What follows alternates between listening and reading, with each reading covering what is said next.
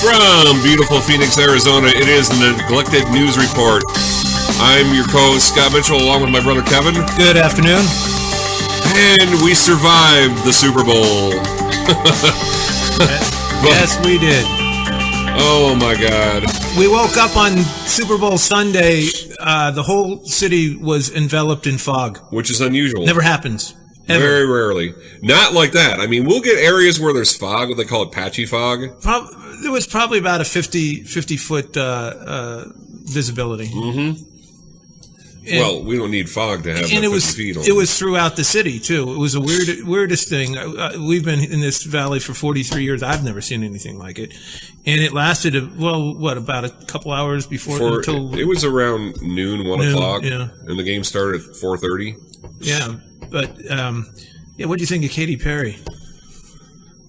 I'll tell you what, the only thing I liked about that halftime show was the giant mechanized cat. She does. Cool. You know what? That all the conspiracy theories about her being Illuminati and so forth. You know what? She adds to it. She adds to the conspiracy theory. I mean, if she didn't look like the whore of Babylon riding in on the that's true. I didn't think on on the beast. And what did she look like? That thing was cool though. It had red eyes, and come on. And then afterwards, she right after her performance, she goes behind stage and gets a tattoo of Roman numeral 49, which is a hidden 13. I didn't even know that. Yes. And you know what she said? She said, after a performance like that, I just had to go draw blood. For all this conspiracy, Illuminati stuff, they just keep the fire going, man. What up with the fact that they're billing Lenny Kravitz as one of the stars of the show? He played 6 notes on the guitar and it wasn't even one of his songs. That's it. Well, if it's following the same theme for the last several years. What have we had? Mm-hmm. We've had these little harlots like Madonna, Beyonce, now Katy Perry, and then you have these little drone-ish men that just sit that support them, and it buys into that whole goddess, that whole fertility goddess Ishtar. And you would think Lenny Kravitz would be wiser because he's been in the Hunger Games movies. No, he's in all of them. They're trying to make the male irrelevant. That's exactly what I was going to say. Drone-ish. He's just a drone, and they're the queen bee, and women power and all that BS. Sorry, Girl Barbara power. Streisand. It's just garbage. It's another illusion. I've been getting into a lot of these superhero shows lately. I know. And I've never done it in my whole life. They're great. I've been watching them for a long time. I've been watching Arrow, which is basically the Green Arrow and so forth. And they bring all of these women that out from nowhere that can just kick your butt. And it's a joke because it just doesn't happen in real life. But then on the other side of it, you got like the Avengers has Black Widow. She's the only one of the Avengers that is not a superhero. She's just human. Scarlett Johansson plays her. And going back to Super Bowl, did you notice that one commercial? I forget who it was for. It was an insurance company. Nationwide Insurance. Where the father was seeing his daughter go off to war. Oh, no. Wrong one.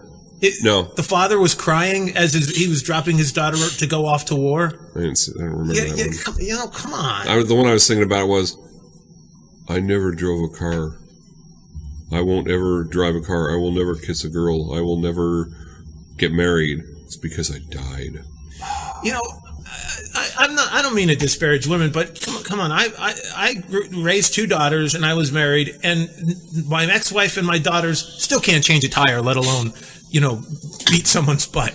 Although Brianna, the oldest, she calls me up the other day and says, I don't know how to transfer videos I took with my cell phone to my computer. I said, well, I'm leaving to go home right now. I'll call you when I get home. Before I can call her, she texts me and she says, don't worry, figured it out. Yeah, she can shoot an M16 too. I didn't know that. Yeah. Wow. But all that aside, it was a pretty good game, especially the end. I never at those 2 of those last 3 plays. First, the pass caught by Curse for Seattle. Yeah. I think it was a greater catch than the immaculate reception. Well, in fast motion, it looked like an incomplete pass until you saw it. In slow motion. But I think all things said, it was, and then in the next play, Marshawn Lynch gets to within the 1 yard line. But that final play by Butler, the interception, amazing. And even that last play has conspiracy theory written all over it. Now, all the people are coming out and saying that it was racist because they didn't give it to Marshawn Lynch, and that they were dissing him because they were passing. Because Russell Wilson is not black enough. He's not black enough. Yeah. Yeah. No, in retrospect, it's been analyzed every which way.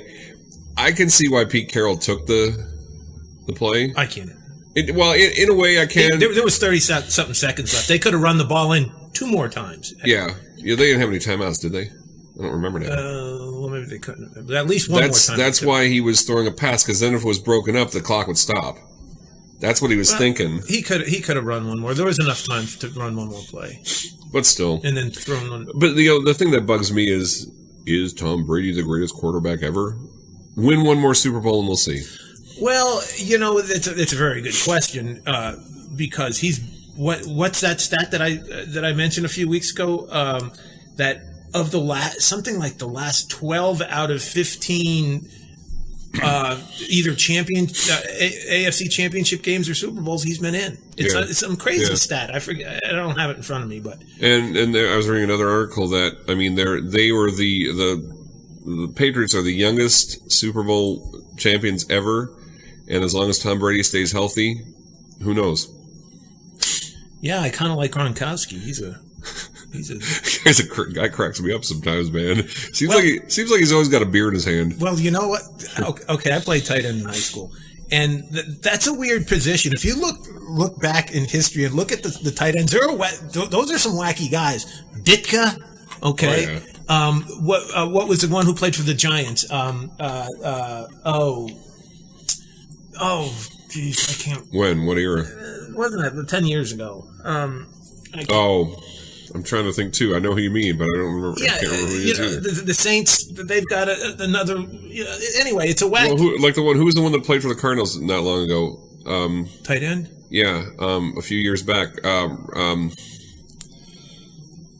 can't remember his name now. Well, anyway, it's a strange position because it's a hybrid between a receiver and a lineman. Yeah. So you got to be big and strong, and you got to be fast. It's just they're real incredible athletes. And I hope I remember this guy's name. He played for Kansas City, and he played basketball at the University of California with the Hispanic last name. Can you think? Garcia, not Garcia. He was in the Hall of Fame now. He just got, didn't he? Yeah, in the last few years. I know who you mean too.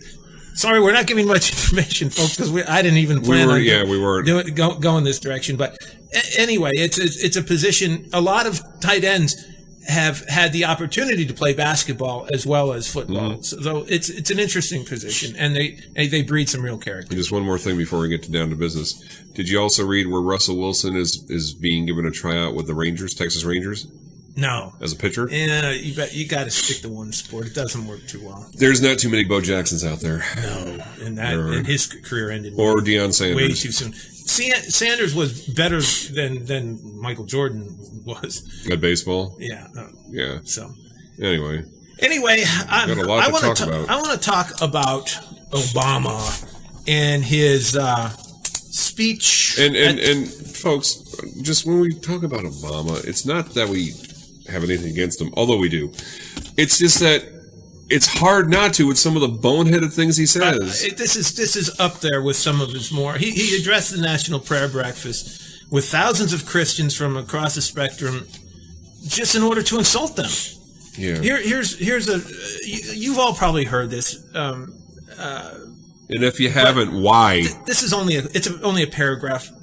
But it's to me, I mean, you can dissect this in a million different ways. But let me just read it first. This is a quote, right? This is a quote. So how do we, as people of faith, reconcile these realities, profound good, the strength, the tenacity, the compassion, and the love that can flow from all of our faiths, operating alongside those who seek to hijack religious for their own murderous ends? Should have been religion, but religion for their own murderous ends. And he's referring to ISIS. Okay, so he gave, at least he gave it some context there. And it goes on, humanity has been grappling with these questions throughout human history. Unless we get on our high horse and think this is unique to some other place, remember that during the Crusades and the Inquisition, people committed terrible deeds in the name of Christ. In our home country, slavery and Jim Crow all too often was justified in the name of Christ. Michelle and I returned from India, an incredible, beautiful country full of magnificent diversity, but a place where in past years religious faiths of all types have, on occasion, been targeted by other peoples of faith simply due to their heritage and their beliefs. Acts of intolerance that would have shocked Gandhi, the person who helped liberate that nation. So he's insulting India, too. Well, he just couldn't stand that people are mad at Islam right now. Well, I'm sorry, but do you tell me that this man doesn't have deep-seated sympathies toward Islam? Okay, let me give some historical perspective, too.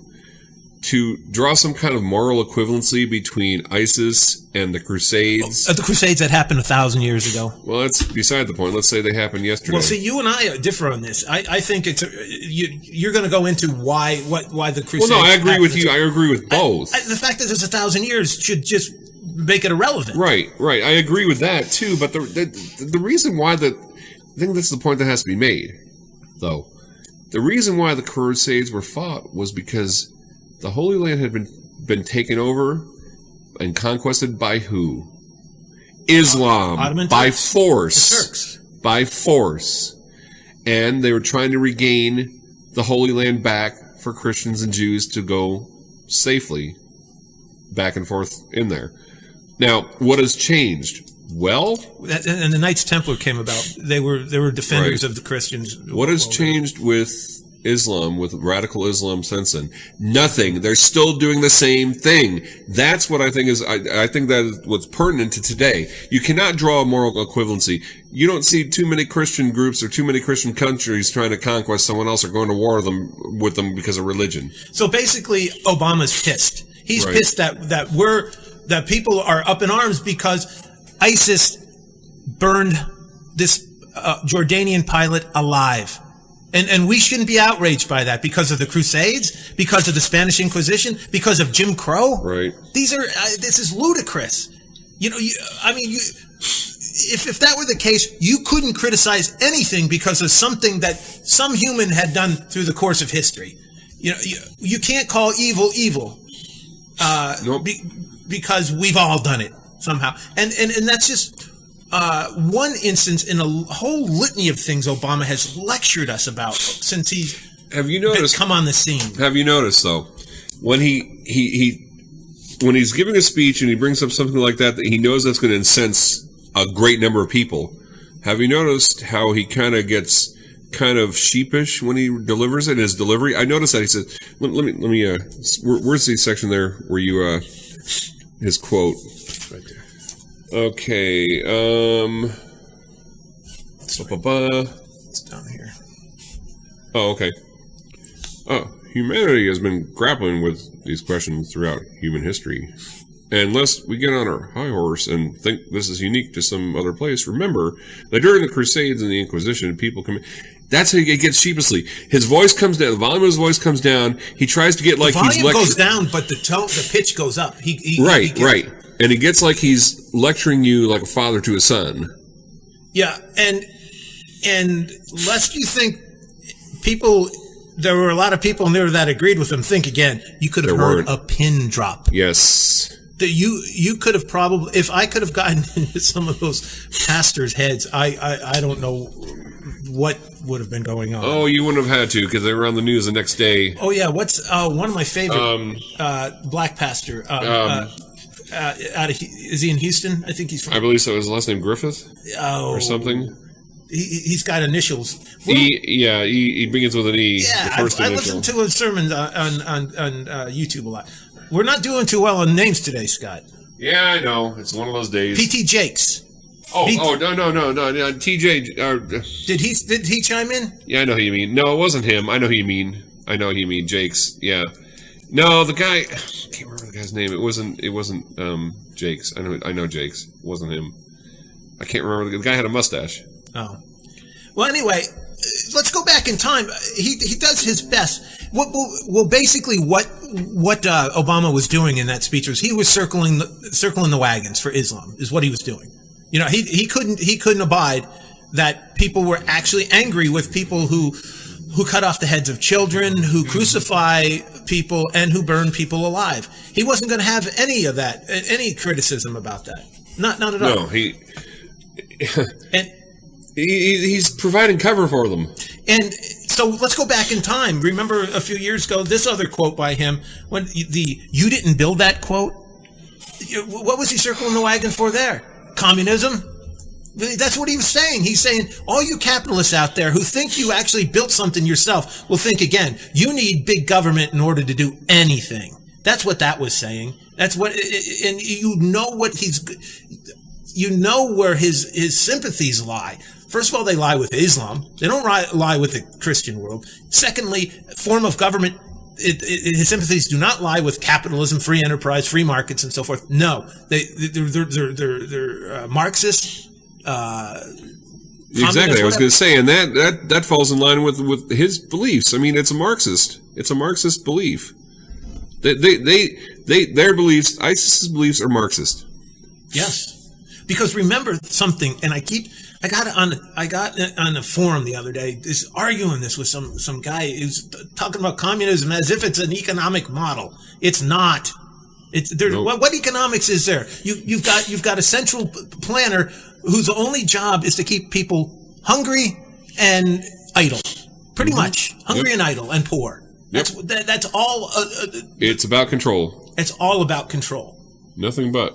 Okay, and another here. Remember Obama's speech about people clinging to God and their God and their guns? Of course, he was referring to the God of Abraham, Christian God. Yep.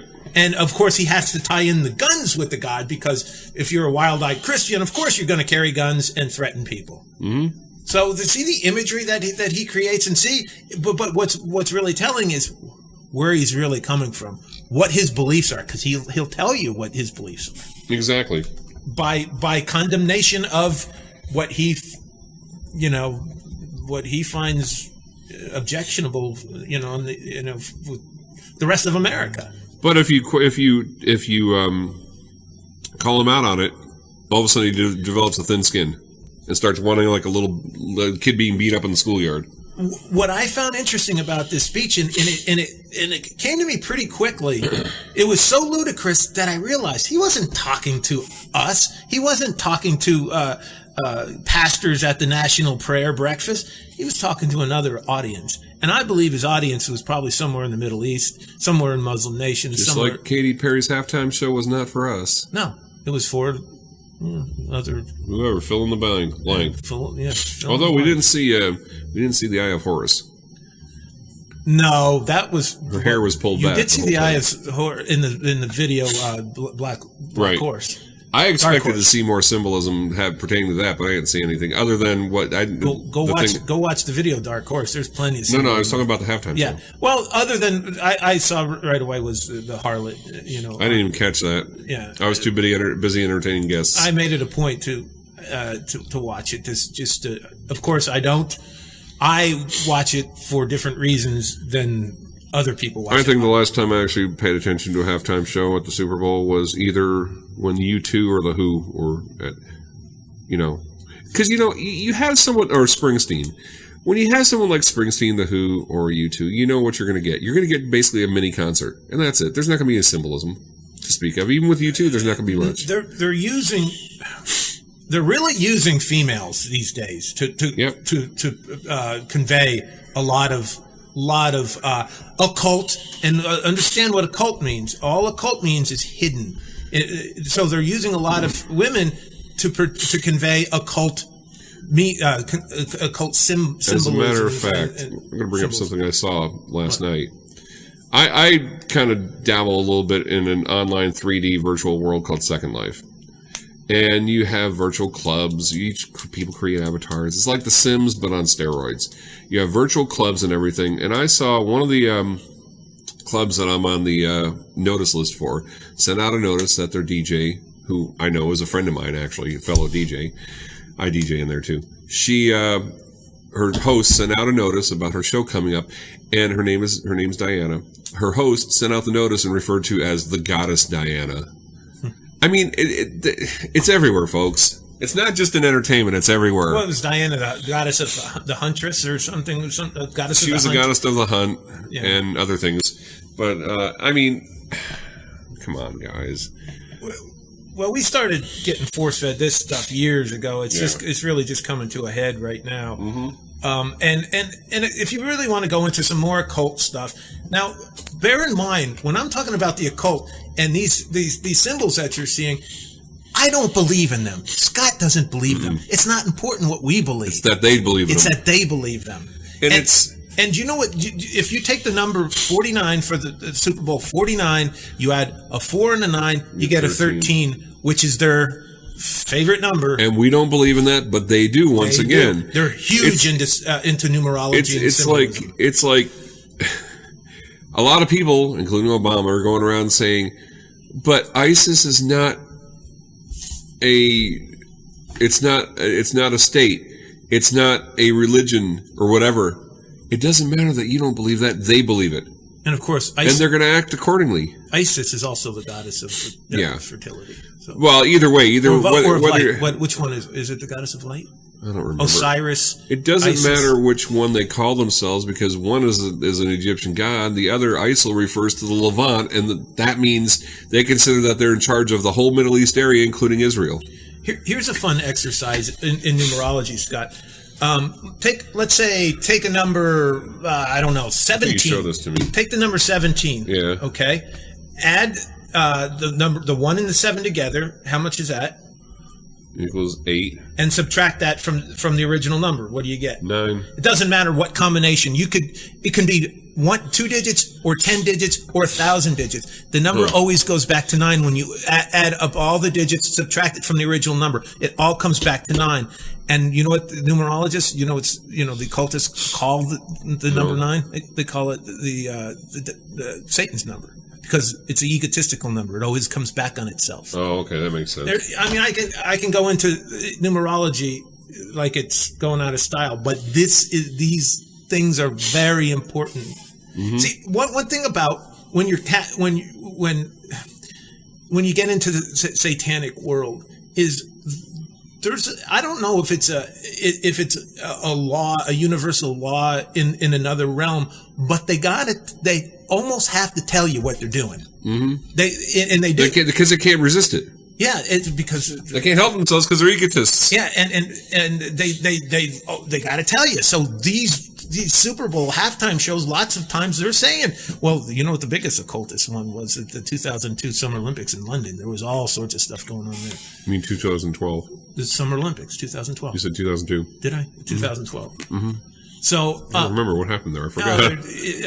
I won't go into detail because we're going, in a different direction. But they like Satan likes to show off, but basically he really doesn't do anything new. Like Ecclesiastes 1:9, there's nothing new under the sun. They don't do anything new. But with all that's going on in the world, and as it's getting worse and worse and worse, ISIL burns the Jordanian pilot alive in a cage, which is a big no-no in the Islamic world, in the Muslim world. Did you see the whole video? How they put the fire out? I didn't see that. I didn't watch the video. I didn't either. I heard someone explaining it to me that I think it was Beck. He said that they put a pile of rocks on top of the cage and it exploded at the end of when the guy was totally burnt, and it just destroyed the cage and him underneath it. Apparently it has something to do with Islam. I don't know. But anyway, you have that, and you got 2 responses. Okay. King Abdullah of Jordan says, we're going to kick your butt. Basically, we're going to kill you. We're going to kill your wives. We're going to kill, basically that's what he's going to do. And they started doing it. They killed the people they had in jails in Jordan, including that woman who was responsible for numerous terrorist acts. And they did that. What has the White House done? They released their official policy on fighting terrorist groups. And that is a policy of strategic patience. Now, let's look at strategic patience here. Basically, this is what it is. This is what they said here. It's a short little thing here I have on it. I don't have the whole thing. No, that's all of it. President Obama, this is dated the 6th, which was yesterday, yeah.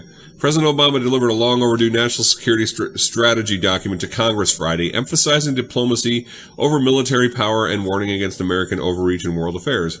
Quote, America leads from a position of strength, but this does not mean we can or should attempt to dictate the trajectory of all unfolding events around the world. As powerful as we are and will remain, our resources and influence are not infinite, Obama writes in the introduction to the 35-page policy document. And there's a link to look at it too. The challenges we face require strategic patience and persistence. Okay, here's the thing that I didn't know about until I read this article. This is, by the way, from the USA Today. Military leaders rallied around the strategy Friday. This part I didn't know. Secretary of Defense Chuck Hagel said the strategy was clear-eyed about our nation's challenges as well as our strategic opportunities, which kind of surprised me considering some of the stuff Hagel's been saying lately. General Martin Dempsey, the chairman of the Joint Chiefs of Staff, said the strategy would maintain the nation's military edge by insisting on, quote, reforms and necessary investment in our military forces and their families. So doing nothing is going to do all this? Yeah. Yeah. And remember I asked you earlier about what Susan Rice was talking about on TV? Well, this was it. National Security Advisor Susan Rice, speaking Friday at the Brookings Institute, said the strategy recognizes the need to confront today's challenges of fighting terrorism and stopping the spread of nuclear weapons, quote, even as we rally the world to meet the threats of tomorrow. Those threats, you ready for the threats? Those threats include cyber warfare, climate change, pandemic diseases, and competition in space. Okay, but even with those threats, she insisted that the world is safer than it was a generation or two ago. The longer I witness the Obama administration, the more I'm convinced that his purpose, the powers that be, and trust me, people, there were powers that got this man into the presidency. Mm-hmm. Nobody knew who he was. Nope. He just catapulted. He came out of nowhere to become a senator, and then a year later was president of the United States. Okay, I can name 2 other Democrats that did too: Jimmy Carter and Bill Clinton. Well, Bill Clinton, he was a governor of Arkansas. Yeah, he was somewhat of it. He didn't come out of nowhere. That's true. But anyway. The more I observe this man, the more I am totally convinced that his purpose, his chief purpose, was to oversee if not the destruction, the lessening of our influence in the world. Period. Mm-hmm. Everything, economically, on the world stage, culturally, everything. Now, here's a follow-up real quick. I'm going to only read the first 2 paragraphs because that's all that's pertinent to this. This is from fairobserver.com. It's written by a guy named Daniel Kim, who is a South Korean journalist and columnist, currently working as a U.S. correspondent and citizen reporter for the South Korean CISA Journal, or CISA. Anyway, this is from July of last year, July 2nd, 2014. And it's in regard to the policy of strategic patience as it pertains to North Korea. Excuse me. It is time for a change in Washington's, quote, strategic patience policy in North Korea. The Obama administration's strategic patience policy in North Korea is a zero-sum game. This concept focuses on U.S. policy over Pyongyang's nuclear and ballistic missile program. As an actual definition, strategic patience is simple. It means inaction. Strategic patience holds that negotiations with North Korea should be halted until the country provides concrete evidence of its commitment toward nuclear disarmament. In other words, the U.S. remains steadfast in merely placing sanctions on North Korea until it folds. In such a precarious situation with regard to U.S.-North Korean relations, has the Obama administration ever had the upper hand? Based on past history, the more sanctions imposed by U.S., the more advancements North Korea makes on its nuclear programs. So, here's the way I look at it. You're dealing with a relatively static situation in North Korea. With ISIS, you're dealing with a very dynamic situation that's always changing. How is something that doesn't work with a static situation going to work with a dynamic that's changing day to day? It's not going to, folks. What did Reagan do when he wanted to bring the Soviet Union down? He outspent them. Exactly. I'm not saying we have to outspend anyone. We got to get our levels back up to what they were before. Milhouse took office. Sorry, I go back to this.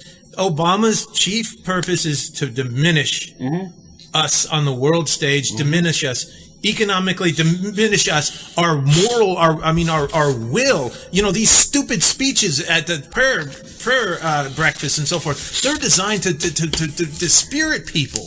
Yep. And that's what his whole job is, to diminish, dispirit, destroy. Oh, who does that? Who else does that? Satan. Yes. I'm not calling him Satan, but the same purpose.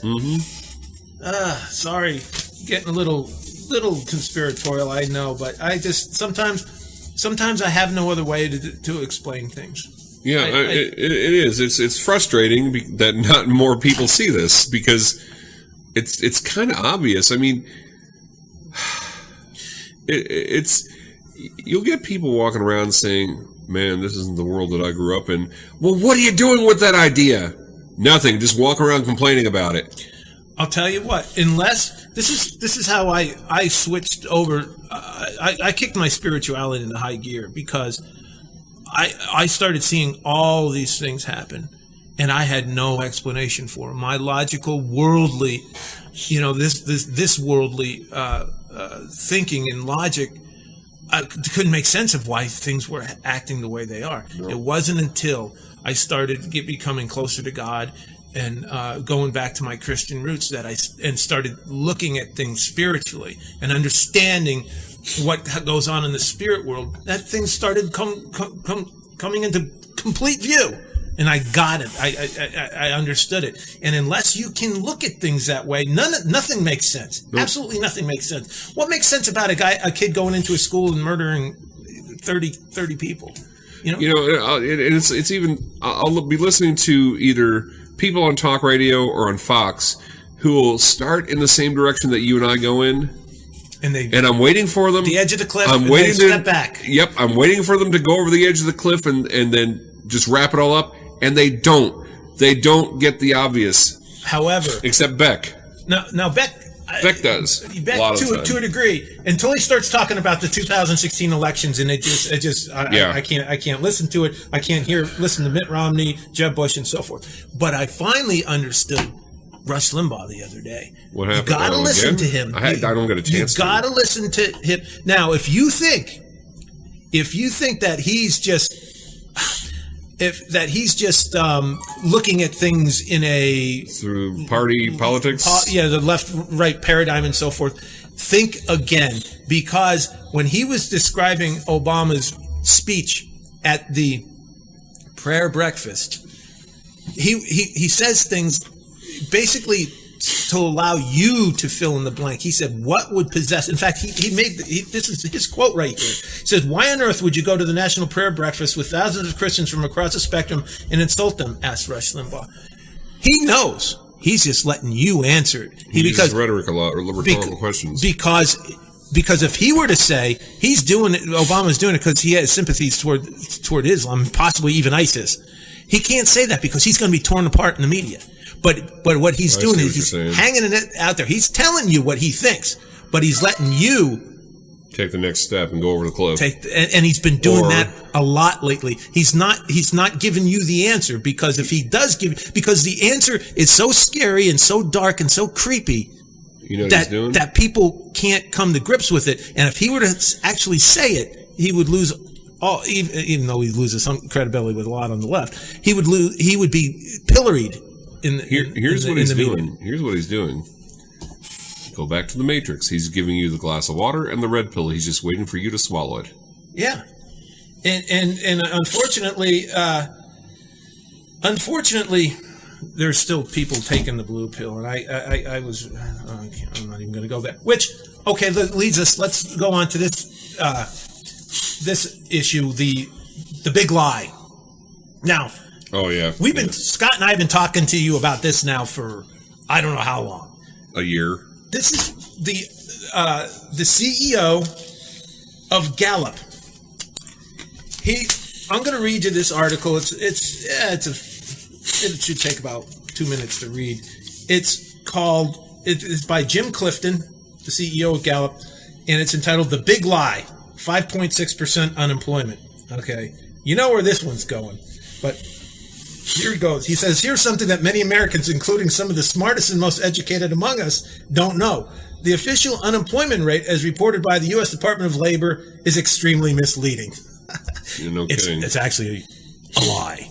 Mm-hmm. Right now, we're hearing much celebrating from the media, the White House, and Wall Street about how unemployment is down to 5.6%. The cheerleading from this number is deafening. The media loves a comeback story. The White House wants to score political points, and Wall Street would like you to stay in the market. None of them will tell you this. If you, a family member, or anyone else is unemployed and has subsequently given up on finding a job, if you are so hopelessly out of work that you've stopped looking over the past 4 weeks, the Department of Labor doesn't count you as unemployed. That's right. While you are as unemployed as one can possibly be, and tragically may never find work again, you are not counted in the figure we see relentlessly in the news, currently 5.6%. Right now, as many as 30 million Americans are either out of work or severely underemployed. Trust me, the vast majority of them aren't throwing parties to toast falling unemployment. There's another reason why the official rate is misleading. Say you're an out-of-work engineer, a healthcare worker, or a construction worker, or retail manager. If you perform a minimum of 1 hour of work in a week and are paid at least $20, maybe someone pays you to mow their lawn, you're not officially counted as unemployed in the much-reported 5.6%. Few Americans know this. Another figure of importance that doesn't get much press, those working part-time but wanting full-time work. If you have a degree in chemistry or math and are working 10 hours part-time because it is all you can find, in other words, you're severely unemployed, the government doesn't count you in the underemployed. The government doesn't count you in the 5.6%. Few Americans know this. There's no other way to say this. The official unemployment rate, which cruelly overlooks the suffering of the long-term and often permanently unemployed, as well as the depressingly underemployed, amounts to a big lie. And it's a lie that has consequences, because the great American dream is to have a good job, and in recent years, America has failed to deliver that dream more than it has at any time in recent memory.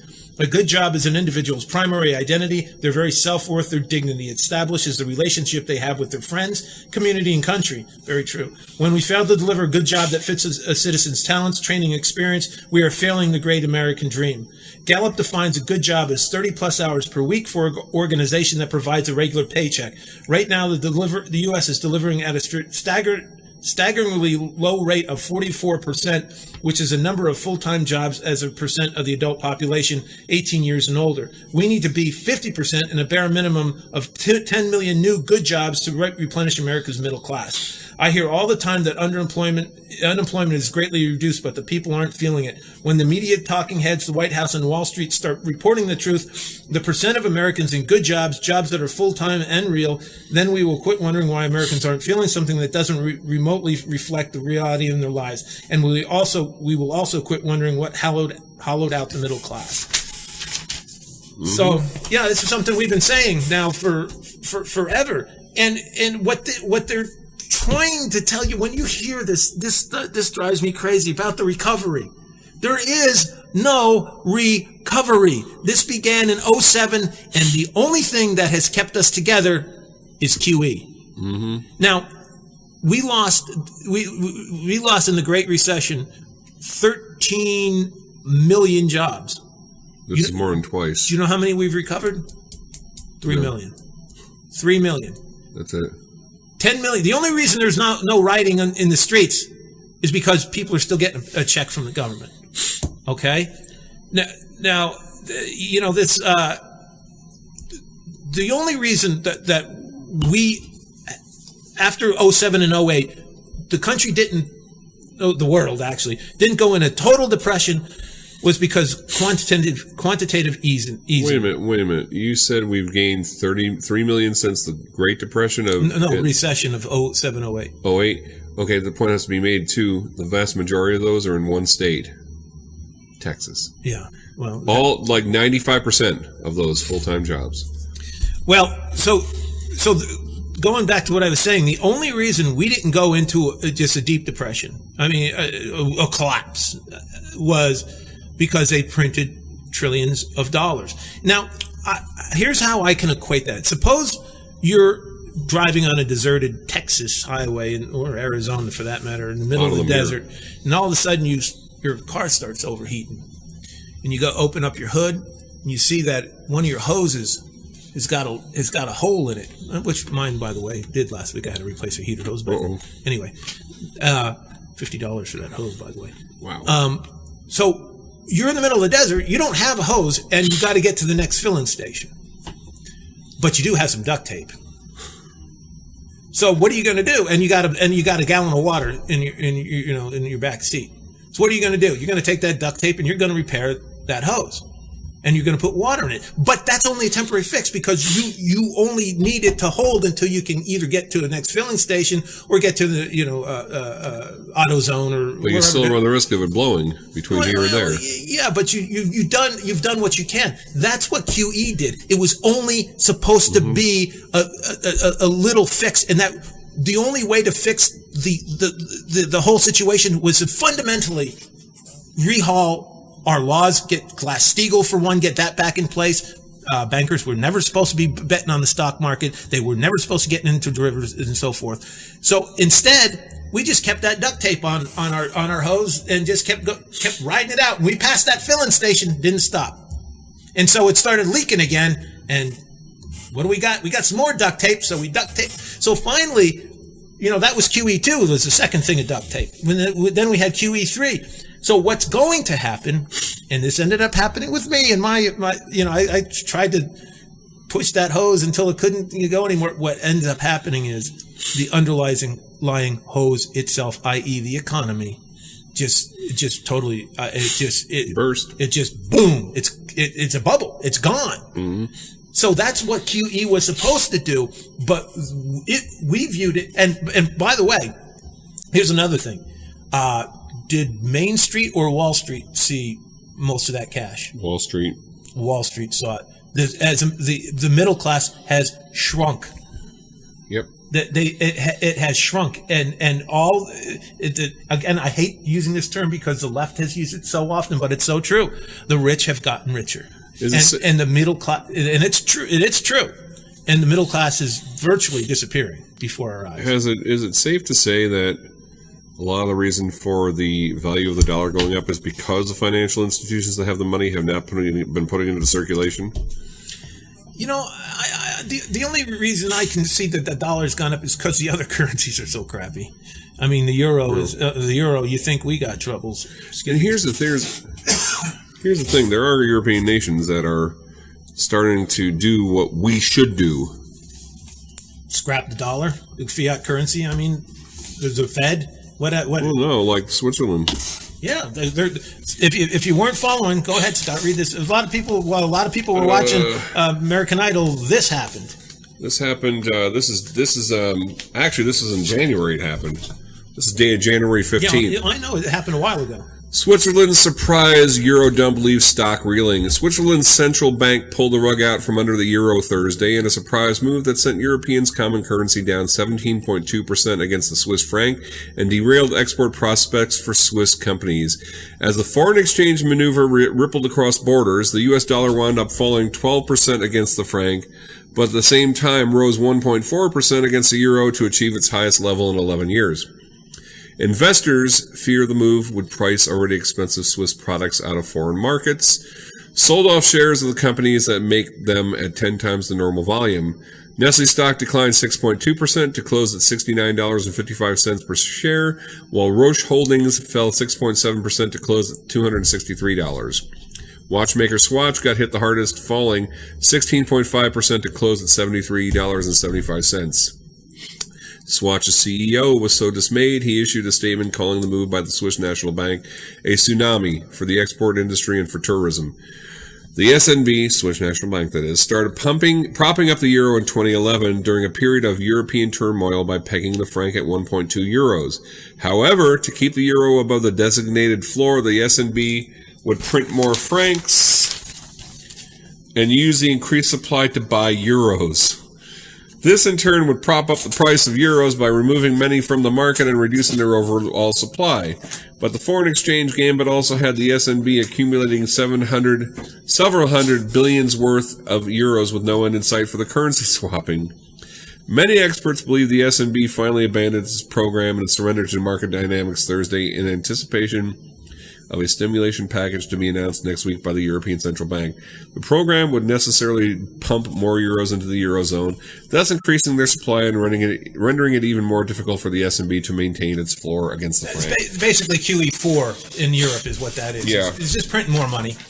Yeah, it's printing money that's not there. And what you're seeing now with... It's like check kiting. What you're seeing now with countries like Switzerland, Russia, China, and soon Germany is they're getting off the insanity train. They're saying, okay, no, this is not going to end well, and we have to cut our loss. As a matter of fact, Switzerland didn't get out of this without a little bit of bloodshed. They lost about $100 billion in wealth. But it's less than they would have lost if they kept going. Oh yeah, heck of a lot less. They just cut their losses and ran. But this is what you're seeing.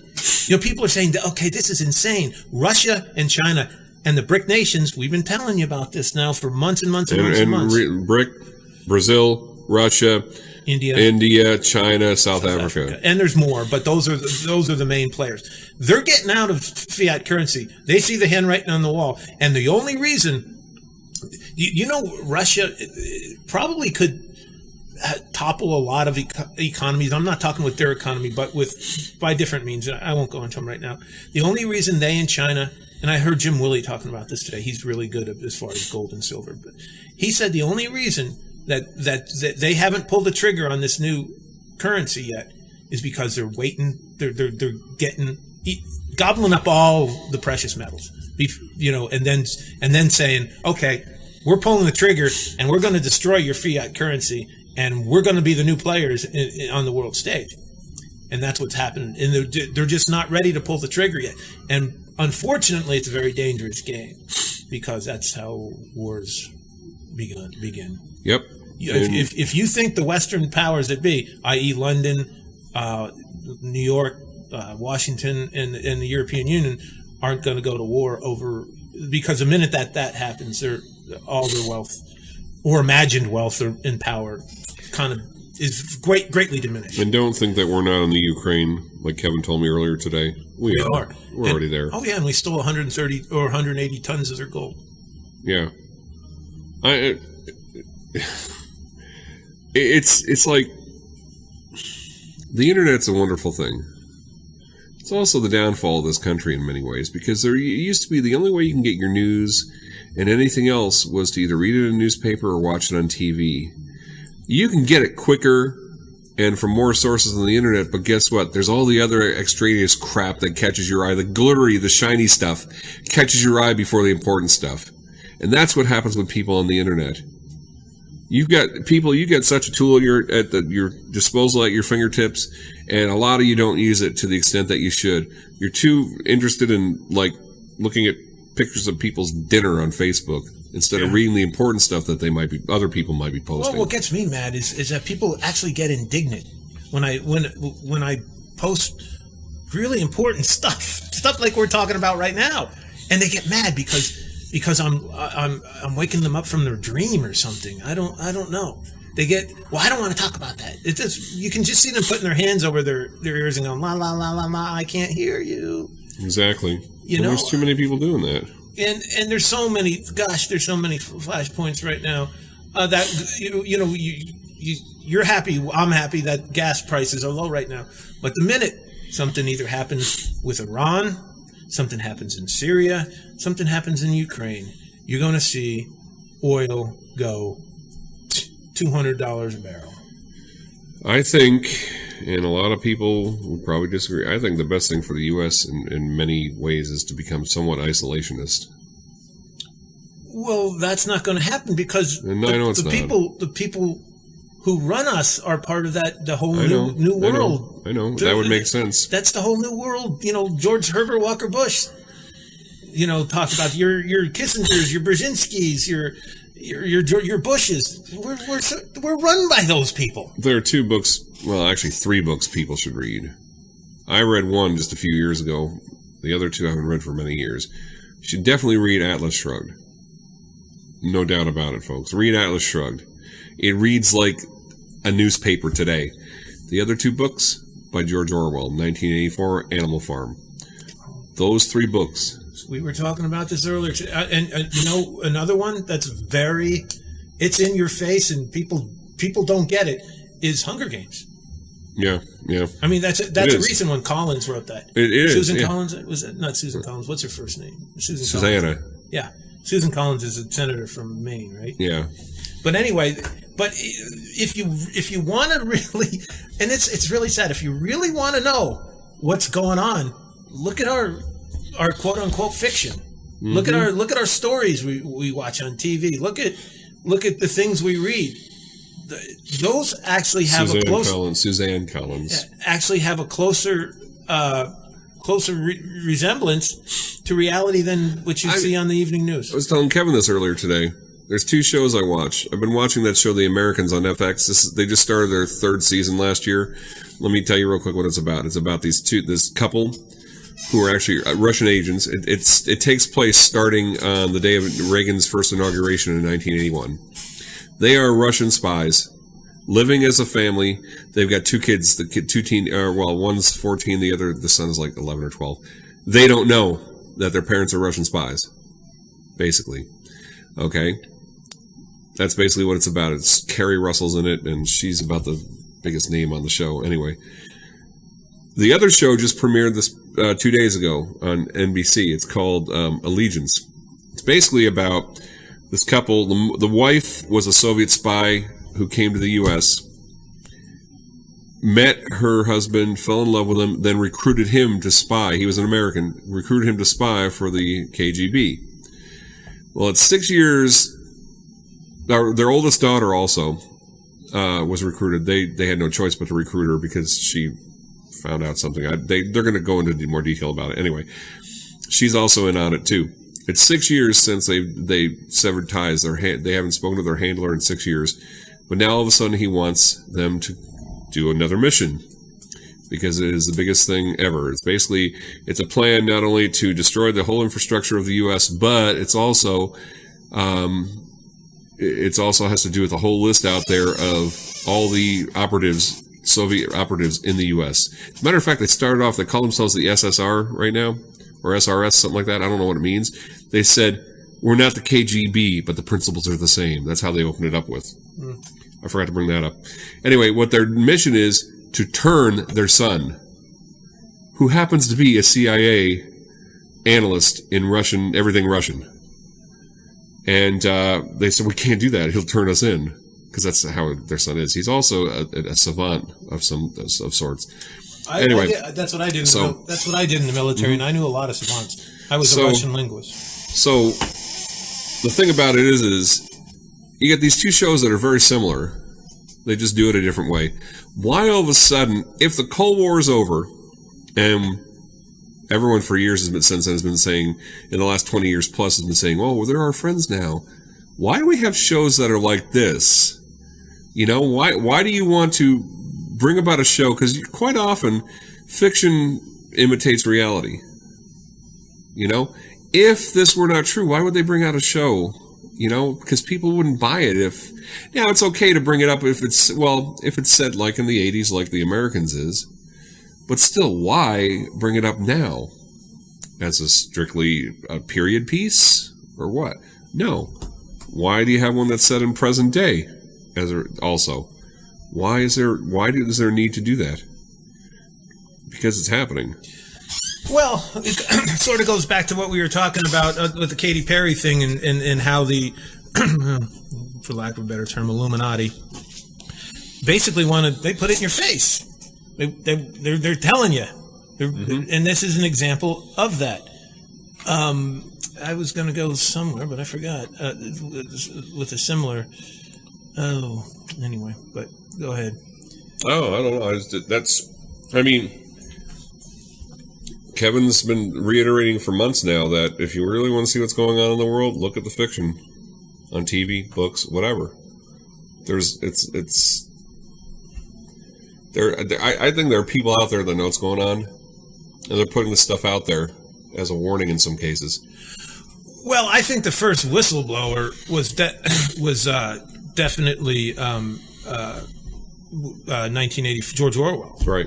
And I know that for a fact because if you read his it wasn't a novel, it was actually a historical account called Homage to Catalonia. Mm-hmm. It was his he fought in the Spanish Civil War. It was his experience in the Spanish Civil War. He fought on the side of the communists until he figured them out. Until he figured out that this was the wrong side. So, well, fascist versus communist is kind of hard to choose sides, but anyway, there's two sides of the same coin. Yeah, but that's what the Spanish Civil War was basically. Anyways, it was an impetus to 1984. It was his real, and that was a warning to the rest of the world. Hey, look, this is what communism is. But instead, I think what we're seeing today is that the powers that be are showing us what's to come, whether we like it or not. Mm-hmm. So you got one guy in 1948 who wrote 1984, or I think it was in 48, warning us, and now you've got these people telling us. Right. I mean, the gloves are coming off. Oh, there's no more, 1949. Was it 49? Yeah. I know it was close. But, there's, it's pretty much, getting real close. And again, speaking of which, did we talk about the Economist's cover? The magazine, The Economist. If anybody gets a chance, I don't know if you've seen it yet, Scott. It was the January cover, January 2015 of The Economist. If you want to see something creepy and about symbolism and in-your-face stuff, it was basically a prediction for 2015. You got a nuclear detonation going on. Oh, yeah.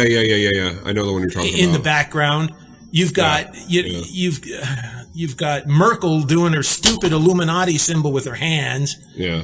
She says that's just ways that she can concentrate, but it's very luminous. It's an all-seeing eye of horrors. But you've got the Chinese in the background. You've got the Pied Piper of Hamelin sitting there enticing a little girl, which is weird. Mm-hmm. But and we've gone into that as far as the powers that be. It's a very bizarre, and their penchant for pedophilia. It's a very bizarre cover. Yeah, very strange cover. And you can look at it. It would take you a long time to digest that whole image there. But to me, that's a really, really good example of what they do. Mm-hmm. I mean, the first thing that you notice, well, first of all, Obama's on the cover, big deal. But is the nuclear bomb going off in the back? Wasn't he front and center on that? Yeah, on that cover. Yes. There's a reason why he's probably front and center. And he's their guy.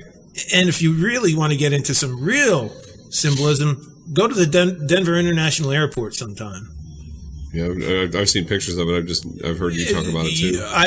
When I went through there after it was first built, and I'm walking by these murals of guys with gas masks on and AK-47s and dying children, and this is a mural on the walls of the Denver International Airport. And by the way, it was dedicated to the Masons. It was dedicated by the Masons. It's big.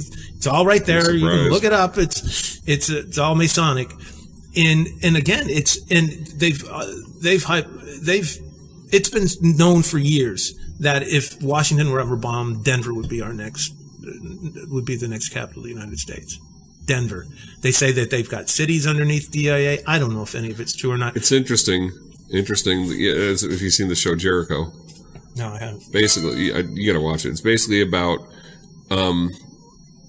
this terrorist group gets a hold of something like 24 suitcase nukes, and they detonate them in major cities. They managed to get them all off except for one. New York City is spared. All these major cities in the U.S. are blown to kingdom come. This one is set just outside of Denver, the show. And they can see the people in this town, Jericho, could see.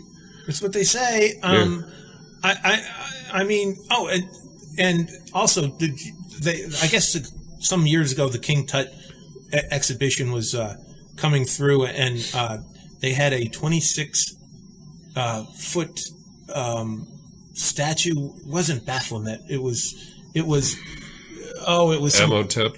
Yeah, some creepy Egyptian god. Imhotep. Yeah, that they erected there. It's just creepy, and do your own research. If you think it's all conspiracy, there's just too much to bite into. And it's bound to get even wackier now that they've legalized marijuana. Anyway, all right, folks, that does it for this show this week. Hope you enjoyed it. Remember to check out we're going to have the website up and running soon, the savingtherepublic.net. I'm going to work on that this afternoon. Hopefully we'll have it up and running in the next few days. Kevin and I will have a chance to write some stuff for it. It's amazing. Also, folks, we've had a lot this week alone. We've almost doubled our membership on the Saving the Republic Facebook page. So be sure and check that out, guys. I was looking at the numbers and it was pretty close to doubled over just the last week. Anyway, we will see you next week. Same bat time, same bat channel. Have a good week. Bye-bye.